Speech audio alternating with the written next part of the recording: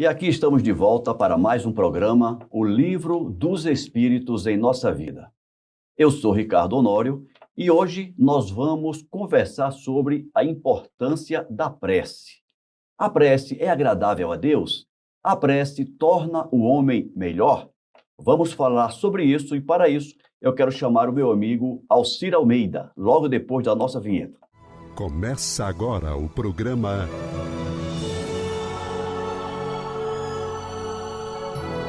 O Livro dos Espíritos em Nossa Vida. Seja bem-vindo, Almeida. Obrigado, Ricardo. Um abraço a cada um de vocês que nos acompanham pelas mídias da Comunhão Espírita de Brasília. É sempre uma honra e a maior alegria estar aqui com vocês para falar do Livro dos Espíritos. Forte abraço. Almeida, nós estamos estudando a Lei de Adoração, que é o capítulo 2º do livro 3º de O Livro dos Espíritos. Já falamos do objetivo da adoração exterior, já falamos da vida contemplativa, e hoje nós vamos iniciar a nossa análise sobre o tema prece. E a questão 658 do Livro dos Espíritos pergunta se a prece é agradável a Deus. O que você nos diz? Olha, essa é uma das perguntas mais fáceis de todo o Livro dos Espíritos, né? É claro, a prece sempre é agradável a Deus. Como você já colocou para nós hoje, nós estamos falando de adoração a Deus. E a prece é uma das formas mais evidentemente adequadas para nós demonstrarmos a nossa adoração, a nossa submissão a Deus, né? Porque quando você tem um problema, qualquer problema na sua vida, né? Você comprou um carro novo e tem que emplacar o carro. Ora bolas, tudo o que você quer é resolver o seu problema de emplacamento do carro, né? E naturalmente você precisa ir falar com a autoridade de trânsito, que tem todos os poderes para te negar ou realmente efetuar os procedimentos de concessão da placa para o seu veículo. Né? E tudo o que você queria era poder entrar na sala do presidente do Detran, do município, do estado onde você se encontra, para que ele resolvesse aquilo o mais rapidamente possível, não é verdade? É isso. De forma semelhante, todos os grandes problemas da vida, nós temos a Deus. Não que Ele vá fazer as coisas por nós. Nós já aprendemos na doutrina espírita que Deus não dá plebendas, não dá fortunas, Ele não fica tratando ninguém de modo infantil, né? Como muitas vezes nós queremos que Ele nos trate. E tratamos a alguns. Mas Deus quer a nossa responsabilidade, quer a nossa colaboração, Ele quer a nossa participação na construção do reino de Deus, né? Isso posto, a gente tem que parar para pensar sobre isso. Ora, a pessoa, quem é o ser? Pessoa não. Quem é o ser mais importante em nossa existência que não Deus? Nós não gostaríamos de falar com Ele? Conversar com Ele? Apresentar os nossos problemas? Apresentar as nossas aflições, as nossas dores, os nossos pedidos, os nossos agradecimentos, né? Exatamente. Então, a prece é isso. Lembrando sempre, ela tem que ser verdadeira. E como a gente tem dito nas últimas semanas, né?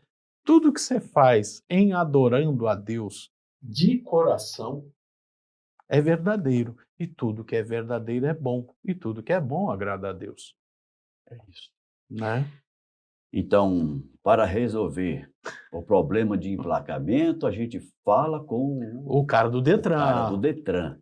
Para resolver os problemas de nossa vida, para encaminhar a solução dos nossos problemas, das nossas apreensões, das nossas expectativas, nós falamos com Deus por intermédio da prece. Para pedir luz, não é que Ele vai resolver as coisas para a gente. Para encaminhar os pedidos, para que Ele nos ajude, nos oriente. Nos conduza. Nos dê o caminho das pedras, como Nos se dê a diz. intuição do caminho das pedras, né? Mas se a gente pedir assim, com um pouquinho, com um jeitinho, ele não resolve diretamente para a gente, não, Almeida? Olha, temos alguns irmãos, algumas seitas, algumas doutrinas religiosas que acreditam nisso, né? Respeitamos todos os nossos irmãos, todas as nossas irmãs, mas a doutrina espírita não é isso que ela defende. Ela diz que você constrói com seus atos, com as suas ações, com as suas atitudes, o seu destino. Ô, Almeida, e salvo o melhor juízo, eu tenho assim, uma percepção que nós ainda vamos conviver muito com essa ideia de que basta pedir que Deus manda a solução pronta. E quando Deus não manda a solução pronta do jeito que a gente quer, é porque Ele não está nos ouvindo. Ou seja, tem que falar mais alto, né?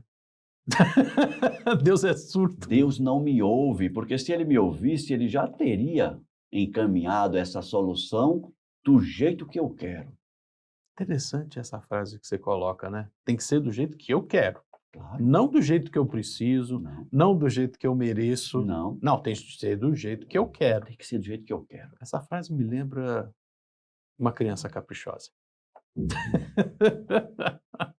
Né? É. A criança caprichosa, ela deita no chão, ela esperneia, ela grita, ela chora, Tira os cabelos, puxa os arranca, cabelos. ela fica puxando a saia da mãe, Morde. a calça do pai, morde. Faz né? um monte de... E a gente pode não fazer exatamente isso desse jeito, mas a gente acaba fazendo de outros jeitos. Sim, a gente vai lá na igreja, grita em pensamentos, né? esbraveja diante do Altíssimo, né? Fala um monte lá para aquele Cristo na cruz. É por aí, Almeida. É por aí. Não, isso aí não é exatamente o que a gente quer dizer com rezar com o coração, né? Não. A gente tem que rezar com o coração, mas também com a presença da razão. Só coração, só sentimento, a gente não consegue construir as coisas. Às vezes o coração ele serve de transbordamento das nossas emoções descontroladas, impensadas, irrefletidas, né? Sim. E são essas mensagens impensadas, irrefletidas, irracionais que a gente encaminha para Deus do jeito que a gente acha que deve, na expectativa que bate lá o pedido, bate aqui a resposta com tudo resolvido e vamos que vamos. Isso é a ilusão da criança caprichosa. Sim. Exato. Vamos ler a resposta. Vamos ver o que a Almeida? resposta diz aí. Questão 658. A prece é agradável a Deus? Resposta. A prece é sempre agradável a Deus quando é ditada pelo coração, porque a intenção é tudo para Ele. E a prece do coração é preferível àquela que se pode ler, por bela que seja, se a leis mais com os lábios do que com o pensamento. A prece é agradável a Deus quando ela é dita com fé, fervor e sinceridade. Mas não creiais que ele seja tocado pela prece do homem fútil, orgulhoso e egoísta, a menos que isso seja de sua parte um ato de sincero arrependimento e de verdadeira humildade. Eu acho que é interessante isso, né? Que aquilo que a gente estava falando de criança caprichosa, de a gente achar, aqui Kardec colocou como um homem fútil. Um homem, entenda-se, gênero humano, né? Sim, sem dúvida, sem dúvida. Seres humanos fúteis, né? Que ficam pedindo fortuna, me dá um número da loteria, me dá um carro novo. É uns pedidos realmente que demonstram a imaturidade do espírito em questão. Me dá saúde. E não pensa que a ausência da saúde naquele momento pode ser o que ele precisa para refletir sobre o que ele precisa refletir. Assim como a gente precisa começar a compreender que a saúde nos é dada. Ela nos é dada. E quando ela falta, a gente tem que começar a examinar o que nós, em nossas atitudes, estamos realizando que está nos tirando saúde, né? Vamos falar daquilo que todo mundo concorda. O fumante não pode reclamar de falta de ar. O glutão não pode reclamar da diabetes. O, como diz o outro, o homem que se perde na sexualidade, ele não pode reclamar de uma DST, se é que ainda se usa essa expressão, né? A gente tem que começar a compreender essas coisas, Exato. né? Quem tem uma alimentação desequilibrada em termos de sal, não pode reclamar de pressão alta. E por aí vai. São meras consequências das nossas escolhas. Isso. Então, essa foi a resposta da questão 658, Almeida. Uhum. Vamos continuar, que ainda vamos falar mais de prece. Isso. Questão 659. Qual é o caráter geral da prece? Então, o que é o caráter geral da prece? O Kardec quer saber. Ela é um ato de adoração? É um ato em que a gente pensa em Deus? É um ato de agradecimento? Qual é o caráter da prece? A que se presta a prece? Eu diria mais, essa pergunta é o que devemos compreender por prece? Que seja. Né? Ora bolas. Quando você tem uma pessoa na sua vida a quem você muito respeita, a quem você muito quer bem, você quer conversar com ele? Quer conversar com ela? E como é que você conversa com ela? De forma respeitosa, de forma gentil, de forma polida, educada. Mas você sempre quer conversar com essa pessoa. Você tenta se aproximar ao máximo dessa pessoa. Você fica à vontade para falar com essa pessoa da tua vida, dos teus problemas, das tuas questões, né? Das tuas alegrias. Das suas alegrias. E, como você bem está puxando aí agora, né? E nós podemos, como nós não estamos falando de qualquer pessoa, mas sim a Deus, a gente pode louvar, né? Quando você no Pai Nosso diz: Pai nosso que está no céu, santificado seja teu nome, você está louvando a Deus. Então, uma das coisas importantes quando você está rezando, você está em prece, é colocar-se de forma submissa, compreender, relembrar, que todos nós sabemos, que o Criador é Ele, não nós. Exato. Ele é a fonte da luz, da sabedoria, de tudo que é de bom. E a gente, poxa, que bom que você me dá vida, que bom que você me dá luz, que bom que você me dá saúde, que bom que você me dá inteligência, que bom que você me dá tanta coisa. E a honra, né, Almeida? Que honrar. Que honra eu ser objeto do seu cuidado. Sim, eu sou seu filho. Você me deu a vida. Tem um agradecimento implícito, né? Você louva, poxa, eu reconheço em ti o Criador, eu reconheço em ti a fonte de tudo que é bom. Você agradece e você pode até pedir, né? Olha, meu pai, eu estou tendo dificuldade nesse momento de bem encaminhar essa questão. Dá-me luz para eu tomar a melhor atitude, né? Dá-me uma compreensão para eu poder receber esse irmão com quem eu estou tendo um problema da melhor maneira.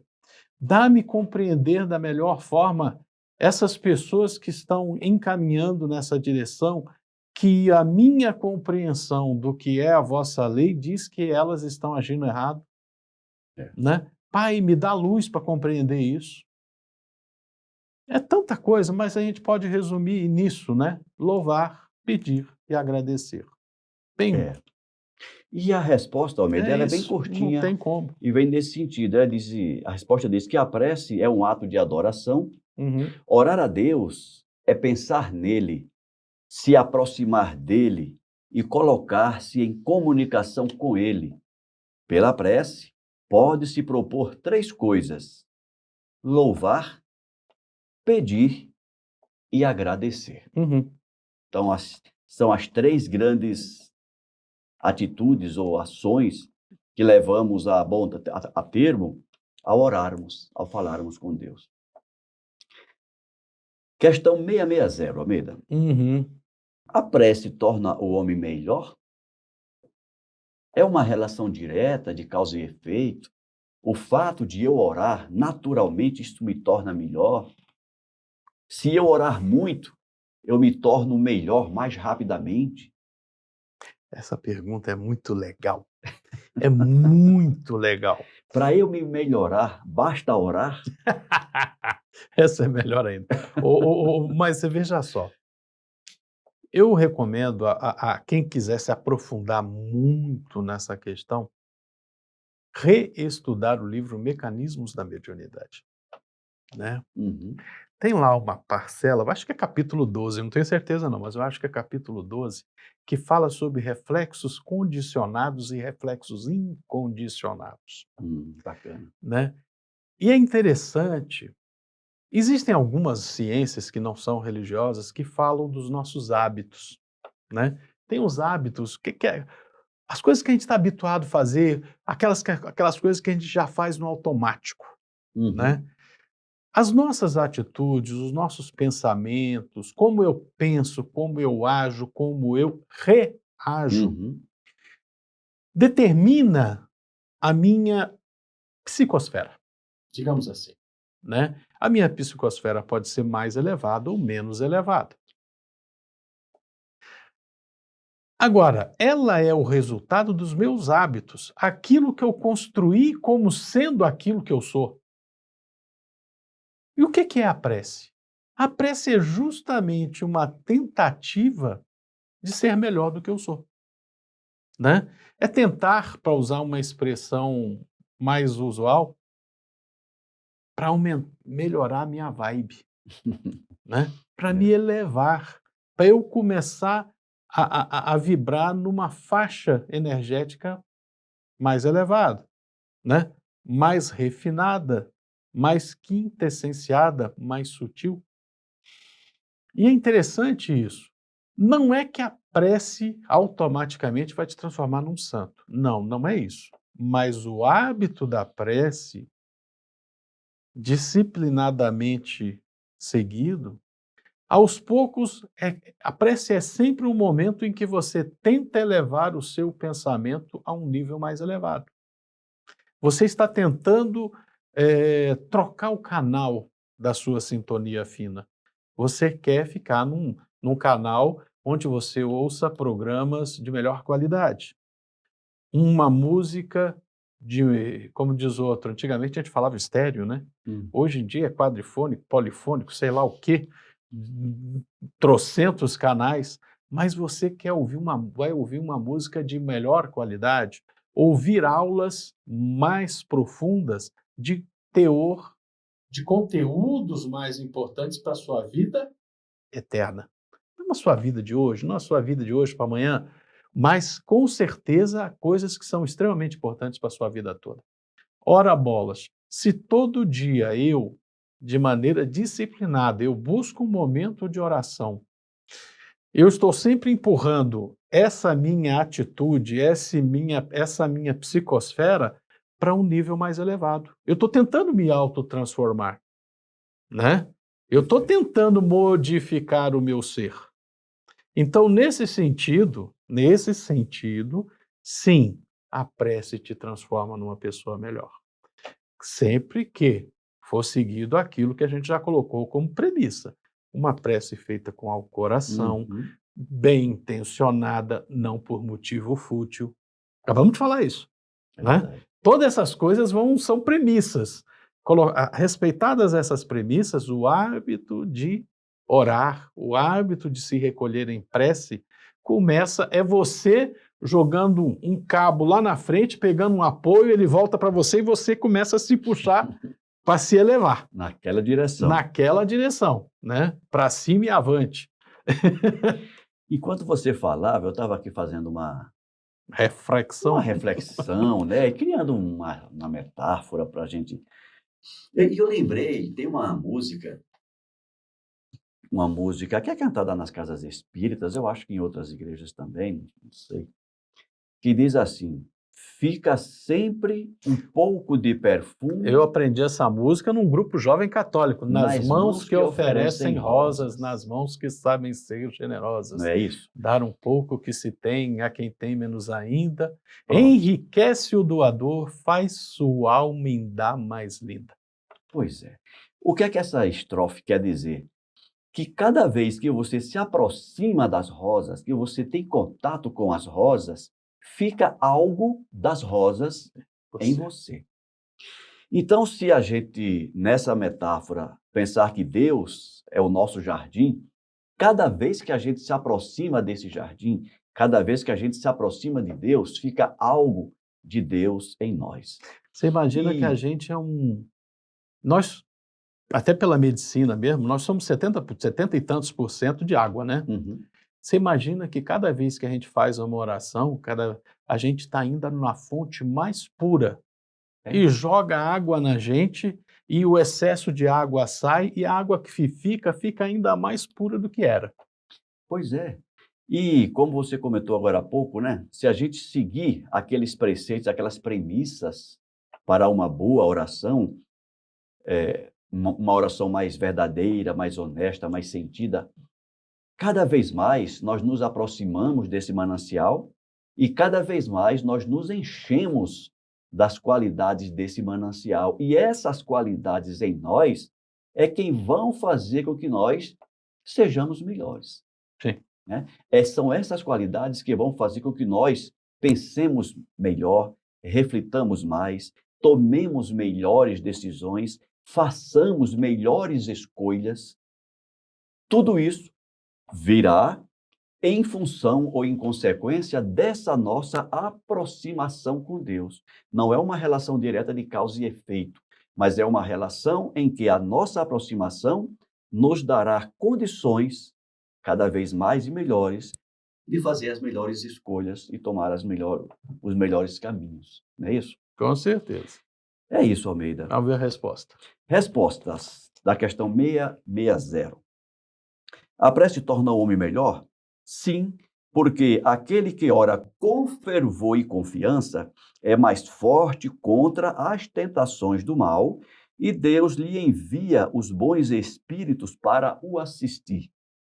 É um socorro que não é jamais recusado quando pedido com sinceridade. E aqui o Kardec faz uma subpergunta. Como ocorre que certas pessoas que oram muito sejam, apesar disso, de um caráter muito mau, invejosas, ciumentas, coléricas, carentes de benevolência e indulgência e mesmo, algumas vezes, viciosas? Então, Kardec quer saber, tem gente que ora muito e as suas atitudes traem a sua condição de oradoras. Tem alguma premissa que não está sendo respeitada. Pelo menos uma, se não muitas. É verdade. Vamos ver aqui a resposta, Almeida. Uhum. O essencial não é orar muito, mas orar bem.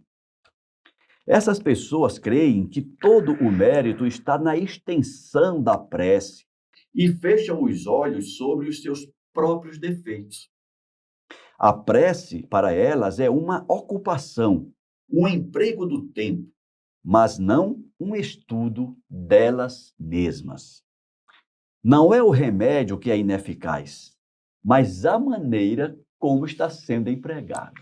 Interessante. Então, rapidamente, Almeida, é como o médico passa para você um xarope para tosse, para você tomar o xarope, e você pega o xarope e fica passando assim para o lado de fora, né? Aí diz, esse xarope não fez efeito não, eu passei. Não é para passar, é para tomar. É para usar. Então, as palavras de uma prece não é para serem apenas expostas, é para serem sentidas, refletidas. É importante isso que você falou, porque mesmo apesar das orientações que nós temos nos livros básicos aí e nos complementares, mesmo na doutrina espírita, às vezes a gente tem algum irmão, alguma irmã que se fecha nos chavões, né? Claro, tem muitos. Caramba, decora não que a prece não seja linda, e não que você não possa se apaixonar por uma prece, claro que pode, mas não é o falar, é o sentir. Não adianta a palavra estar presente e o coração não escutar. Né? Não adianta você estar vibrando o som, vibrando o ar que te rodeia, se você não faz a mudança vibratória do teu próprio ser com aquilo que é dito. Né? E muitas vezes, Almeida, eu percebo, por exemplo, na oração do Pai Nosso, como eu ouço no meio espírita, pessoas que falam frases que, se você parar para pensar, não faz sentido, mas ela continua repetindo. Por exemplo, aquele verso do Pai Nosso que diz assim: venha a nós o vosso reino. É uma petição. Venha a nós. Venha a nós o vosso reino. Eu já ouvi muitas Eu paro, pessoas dizerem toda assim. vez que eu vou rezar, eu fico prestando atenção o que significa vir a nós. Vamos lá. Pois é, mas muitas pessoas dizem assim: venha a nós ao vosso reino. Não faz sentido isso. E eu digo, se a pessoa está falando isso, o que é que ela está entendendo do que ela está dizendo? Não, ela não está entendendo o que ela está dizendo. Ela está só repetindo, né? É apenas um exemplo disso que nós estamos acabando de comentar. Como é que nós estamos orando? Nós estamos percebendo o que é que nós estamos falando, o que é que nós estamos pensando, o que é que nós estamos pedindo? E só para ficar no Pai Nosso, né? Só para ficar no Pai Nosso. Só para ficar no Pai Nosso. Assim como nós perdoamos a quem nos tem ofendido. A gente está perdoando quem nos ofende. Eu digo que esse verso do Pai Nosso é o que queima a gente, porque a gente pede exatamente o que a gente não faz, né? Aí depois a gente, entre aspas, né, não é perdoado por Deus. Mas, cara, todo dia você diz: só me perdoa assim como eu tenho perdoado ao outro. Você não perdoa ninguém. Se fosse possível essa conversa com Deus, ele diria: eu estou fazendo exatamente o que você está me pedindo. Mas você está pedindo, eu estou te dando, cara. Qual é? Você não perdoa ninguém, então... Tá feito. Seja feita a sua vontade. Almeida, nós comentamos apenas 2 trechinhos do Pai Nosso, hein? Isso. Tem muita coisa. Vamos deixar para a próxima semana, Almeida. O nosso tempo está acabando. Então, nós ficamos por aqui. Na semana que vem, eu vou querer ouvir de você, nós vamos querer ouvir de você. Pode-se utilmente pedir a Deus que nos perdoe nossas faltas? Semana que vem, Almeida. Já sai com spoiler essa aí. Essa já sai com spoiler. Gente, muito obrigado pela companhia. Um forte abraço. Semana que vem, a gente continua o estudo do Livro dos Espíritos. Forte abraço.